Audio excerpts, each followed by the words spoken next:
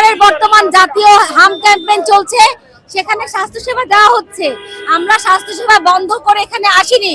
4382 জন কর্মী, স্বাস্থ্যকর্মী, কর্মকর্তাগণ আছি, তারা কেউই আমাদের চাকরি করে নিশ্চয়তা নাই। আমরা এখন এই 4382 জন পরিবার বলতে গেলে বেকার হয়ে যাচ্ছি।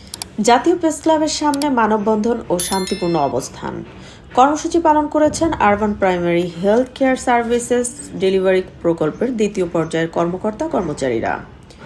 বুধবার সকাল 10টায় অনুষ্ঠিত এই কর্মসূচিতে অংশগ্রহণকারীরা দাবি জানান, প্রকল্পের অধীনে পরিচালিত 191টি স্বাস্থ্যকেন্দ্র স্থানীয় সরকার বিভাগ থেকে স্বাস্থ্য মন্ত্রণালয়ের অধীনে হস্তান্তরের প্রক্রিয়া পিয়ন সাপোর্ট স্টাফ সহ প্রকল্প এলাকায় কর্মরত দক্ষ ও অভিজ্ঞ 4382 জন কর্মকর্তা কর্মচারীরা চাকরি বহাল রাখতে দাবি জানান।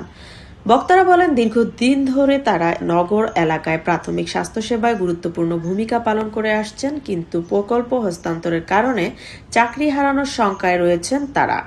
তাই দ্রুত তাদের চাকরির সুরক্ষা নিশ্চিত করার দাবি জানান আন্দোলনকারীরা। 30 তারিখের পর থেকে আমাদের চাকরিচ্যুত হয়ে যাচ্ছি। তাই সেই জন্যই আমাদের এক দাবি যে আমাদের চাকরি স্থায়ীকরণ করা লাগবে।